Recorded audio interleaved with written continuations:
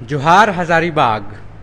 आज सुबह से हम लोग दिखा रहे हैं जेपीएससी के छात्रों का इंटरव्यू। कोई टॉप किए हैं, कोई 100 रैंक लाए हैं। और मेरे साथ अभी प्रोफेसर साहब हैं, 13 साल से इंजीनियरिंग कॉलेज में पढ़ा रहे हैं। छात्रों को सही में हार्ट अटैक आ गया होगा। रीज़न ये है कि प्रोफेसर साहब ने खुद जेपीएससी क्रैक कर लिया और 72 रैंक लाया है। बहुत बड़ी बात है।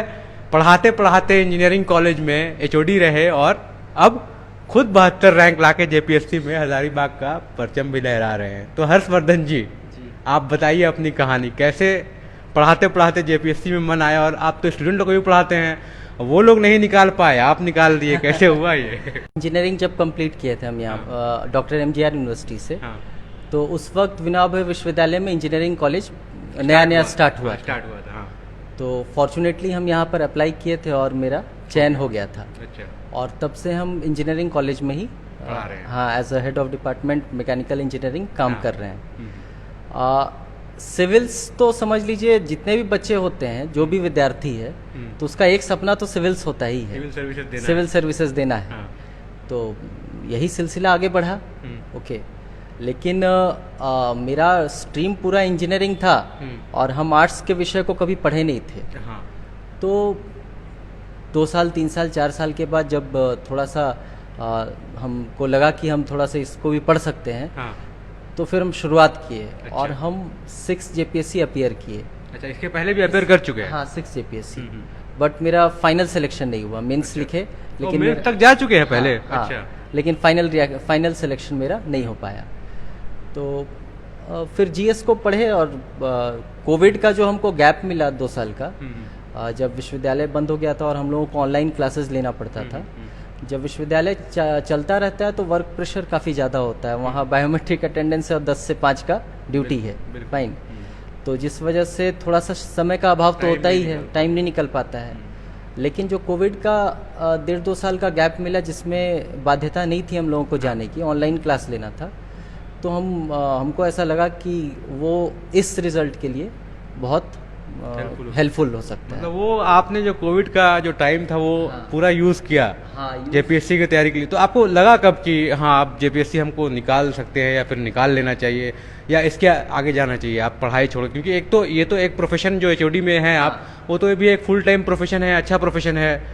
प्रोफेशन बहुत अच्छा है और हम सेटिस्फाइड भी हैं। हाँ। लेकिन जो सिविल्स का मजा है वो आप मतलब पर्सनली ये अब हो सकता है मैन टू मैन वेरी करे, लेकिन सिविल सर्विस का बात अलग है। तो ये तो एक बात हुई, लेकिन अभी जब छात्रों को आप इन्फीरियरिटी कॉम्प्लेक्स जो देंगे कि भाई मेरे छात्र नहीं निकाल पा रहे और आप निकाल पा रहे हैं। नहीं, तो इससे बच्चों को एक ये मोटिवेशन भी मिलेगा कि सर जो पढ़ा रहे थे, जिस तरीके से सर गाइड कर रहे थे, अगर वो रिजल्ट दे सकते हैं तो हम लोग क्यों नहीं रिजल्ट दे सकते हैं? मतलब छात्र कम मेहनत कर रहे हैं और यहाँ मास्टर साहब ज्यादा मेहनत कर रहे हैं। मतलब पढ़ाते पढ़ाते ऐसा लगा आपको कि जेपीएससी भरना चाहिए? जी। और देखिए, झारखंड का जो सिलेबस है जेपीएससी का, वो इतना वास्ट है कि टाइम तो लगता है, टाइम लगता है 2 साल 3 साल 4 साल। तो बच्चों को मतलब मेरा सजेशन यही होगा कि हताश नहीं होना है। अगर 1 अटेम्प्ट 2 अटेम्प्ट 3 अटेम्प्ट भी लेते हैं और फाइनल रिजल्ट नहीं होता है तो हताश नहीं होना है। कंसिस्टेंसी बना के रखना है, और जब तक कंसिस्टेंट नहीं रहिएगा आपका एक सब्जेक्ट तैयार होगा ही नहीं।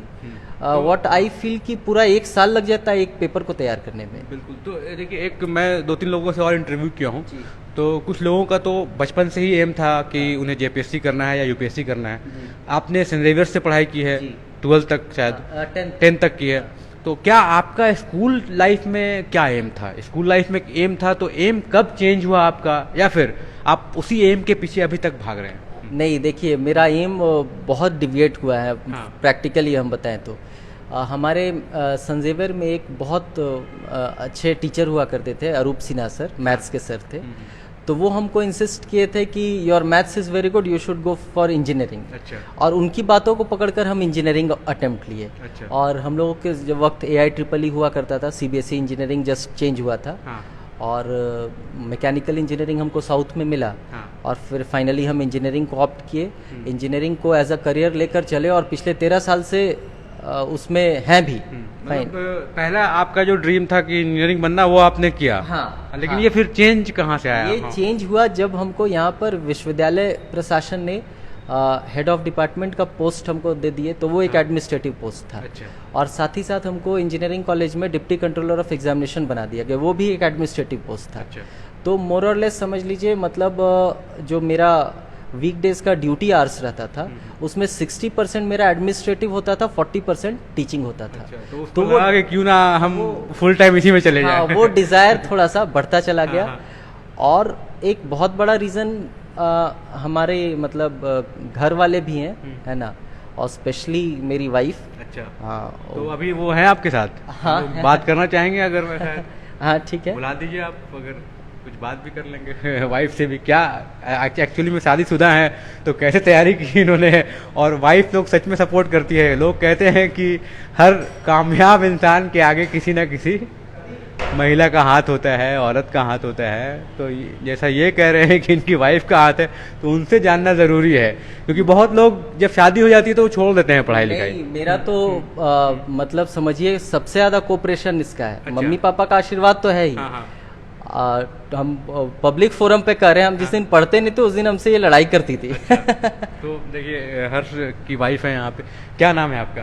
कविता। कविता। तो आपको ऐसा लगा नहीं कि भाई ये आदमी पढ़ रहे हैं लगातार, आपको टाइम नहीं दे रहे हैं ऐसा? नहीं, बिल्कुल नहीं। बिल्कुल नहीं लगा। नहीं। आपने कैसे मोटिवेट किया इन्हें? बस मोटिवेटेड तो ये पहले से थे, बस थोड़ा बहुत कभी डेविएट हो जाते थे तो उस समय मतलब डांट देते थे, है नहीं ना? डांटना तो नहीं, डांटना नहीं, गुस्साती लेकिन थी। हाँ, बस थोड़ा सा मतलब आपको लगा कि इनका जो ड्रीम है वो पूरा होना चाहिए। होना चाहिए। कहीं ना कहीं तो और आपका पूरा सपोर्ट deserve रहा। करते थे उस चीज़ को, दैट्स वाई। चलिए बहुत बढ़िया। अभी आप क्या करते हैं? अभी हम कोचिंग इंस्टीट्यूट में पढ़ाते हैं। अच्छा, आप भी पढ़ाती हैं? जी। आपका भी सपना है क्या जेपीएससी देना है सर, या फिर ऐसा कुछ? इस बार से शुरू किए, पीटी दिए थे बट क्वालिफाई नहीं किए। अच्छा, मतलब है ड्रीम, कहीं ना कहीं है ड्रीम, है ना? हाँ, यूट्यूब चैनल भी है। यूट्यूब चैनल भी है आपका? क्या है चैनल का नाम? संस्कृति क्लासेस। संस्कृति क्लासेस। हाँ, अच्छा, मेरी- उसमें आप देते रहती है क्लास? हाँ, लेक्चर्स रहते हैं किस चीज़ का वो होता है? झारखंड का। अच्छा। तो देखिए हर्ष की वाइफ जो है, इन्होंने किस तरह सपोर्ट किया, उनका यूट्यूब चैनल भी है। तो हर कामयाब इंसान के पीछे एक लड़की का हाथ होता है, डायलॉग है, ऐसा ज़रूरी नहीं है, बिना उसके भी लोग कर लेते हैं। तो हर्ष ये बताइए, अब आप हो चुके हैं, तो अब क्या होगा? ये जो लाइफ आप क्या मिस करेंगे, जो एचओडी वाला लाइफ है या कॉलेज इंजीनियरिंग, क्योंकि 13 साल आपने दिए हैं, हाँ, याद रखिए। definitely। और फिर वहाँ जाएंगे तो फिर एक नया पूरा टीम रहेगा, नया महकमा रहेगा, और ये पुरानी टीम जो आप छोड़ के जाएंगे तो कैसा होगा, क्या होगा? जी, वो कल से पूरा मतलब समझ लीजिए पूरा दिमाग में यही सब चल रहा है। हाँ। कि मतलब हम 13 साल का जो मेरा ग्रुप है, इनफैक्ट हम लोगों का एक छोटा यहाँ टीम भी है। अच्छा। जो हम लोग सबसे पहले 2009 बैच में ज्वाइन किए थे। तो हम लोगों का आपस का अंडरस्टैंडिंग बहुत अच्छा है। और सबसे पुराने भी हैं? सबसे आप पुराने भी खुला हैं। है और आप यहाँ से पढ़ाना जी शुरू जी किए हैं। जी जी। तो सबसे ज़्यादा तो मतलब यही लग रहा है कि अब उन लोगों का साथ छूट जाएगा। बिल्कुल। ठीक है, इस बात को लेकर थोड़ा सा तो हताश हैं, लेकिन अब ठीक है, आगे इस सर्विस में भी देना है अपना 100% कोशिश करना है देने का, है ना। आप एक स्टूडेंट हैं। अच्छा, क्या पूछ रहे हैं? ये हाँ। बोल रहे हैं शफीन रेहान करके हैं। हाँ। You know he is my teacher, my heart and many congratulation to he. हाँ, अच्छा। शफीन मेरा स्टूडेंट रहा है। हाँ। चलिए, तो देखिए लोग बधाई भी दे रहे हैं। तो हर्ष, एक चीज़ और जाते जाते आप हमें बताइए कि जो आपके छात्र हैं, अब जब मिलेंगे उनको, तो आप उन्हें क्या टिप्स देना चाहेंगे या फिर क्या गाइडेंस देना चाहेंगे कि आप इस एज में, एज तो आप मेरे बराबर ही हाँ, लगभग हाँ, हैं, हाँ, हाँ। हमारे सीनियर थे स्कूल में। हाँ। तो आप इस एज में आके हाँ। जब जेपीएससी निकाल रहे हैं इतनी डेडिकेशन के साथ, तो बाकी छात्रों को क्या करना चाहिए? आज का जनरेशन क्योंकि भटक जाता है कहीं ना हाँ। कहीं, 10 साल 5 साल तैयारी करने के बाद लगता है कि आप छोड़ दें, लेकिन आप 13 साल से रहे और फिर जो डेडिकेशन था वो दिखाया, तो क्या आप मैसेज देना चाहेंगे, क्या उन्हें मोटिवेट करने के लिए? और देखिए, स्टेट सर्विस हो या सेंट्रल सर्विस हो, अभी का दौर जो है कि कंपटीशन बहुत हाई है, बहुत टफ कंपटीशन है। तो पढ़ने से तो काम चलेगा नहीं। मतलब हम क्लास में भी ये डायलॉग ही समझ लीजिए बोलते हैं कि अभी दौर पढ़ाई का नहीं, अभी दौर तपस्या करने का है। हाँ। तो आप लोगों को करना तो पड़ेगा। 8 घंटा 10 घंटा डेडिकेशन के साथ पढ़िए, कंसिस्टेंट रहिए, रिवीजन करिए। अगर एग्जामिनेशन से पहले आप 3 बार अपने सिलेबस को रिवाइज कर ले रहे हैं तो आप 100% मेरिट लिस्ट में आ जाइएगा। अच्छा, मतलब 3 बार मैक्सिमम? 3 बार आपको रिवीजन करना होगा। 3 बार रिवीजन अगर आप कर रहे हैं तो आप मानकर चलिए कि मेरिट लिस्ट में आप आ जाइएगा। एक और सवाल, कुछ इंटरव्यूज का क्वेश्चन हम लोग जानना चाहेंगे। क्या पूछते हैं वो इंटरव्यू में, क्या देखते हैं ऐसा? आपसे क्या पूछा गया है? देखिए मेरा इंटरव्यू अमिताभ चौधरी सर के बोर्ड में था। हाँ। और बहुत शॉर्ट इंटरव्यू था, हार्डली 6 मिनट 7 मिनट का इंटरव्यू रहा है। और हमसे जीएस या इंटरव्यू प्रो केवल एक क्वेश्चन पूछा गया था, अपार्ट फ्रॉम मेरे वर्क प्रोफाइल से। मेजॉरिटी क्वेश्चन मेरे वर्क प्रोफाइल से था, जो हम 13 साल से यहाँ पर काम कर रहे हैं, तो उससे रिलेटेड था। कंट्रोलर एग्जामिनेशन है तो उससे रिलेटेड क्वेश्चंस था। हमसे केवल एक ही जीएस का सवाल पूछे थे, ग्रीन हाउस गैसेस क्या है। अच्छा। हाँ, और वो भी चूंकि मेरा स्पेशलाइजेशन, हम डॉक्टरेट कर रहे हैं अभी, पीएचडी कर रहे हैं मैकेनिकल इंजीनियरिंग से, तो मेरा थर्मल इंजीनियरिंग स्पेशलाइजेशन है। तो चूंकि वो थर्मल इंजीनियरिंग था, इसलिए लगता है ग्रीन हाउस गैसेस के बारे में सर पूछे थे। नहीं तो उसके अपार्ट सारा वर्क से ही रिलेटेड क्वेश्चंस था। मतलब 5 से 6 मिनट ही चला था, बहुत शॉर्ट इंटरव्यू था। बिल्कुल। तो देखिए, हम लोग बात कर रहे थे हज़ारीबाग के हर्षवर्धन से, जो इंजीनियरिंग कॉलेज में 13 साल से पढ़ा रहे हैं, एचओडी है मैकेनिकल इंजीनियरिंग में, और अब जेपीएससी में 72 रैंक लाकर हज़ारीबाग का नाम रोशन कर रहे हैं। एडमिनिस्ट्रेटिव सर्विसेज में आप जा रहे हैं, और आगे देखिए पढ़ाई जारी रखते हैं कि नहीं, क्या करेंगे? डेफिनेटली पढ़ाई जारी रखेंगे, डेफिनेटली। चलिए, बहुत बहुत धन्यवाद। मैं फैज़ अनवर, जोहार हज़ारीबाग। जी, थैंक यू।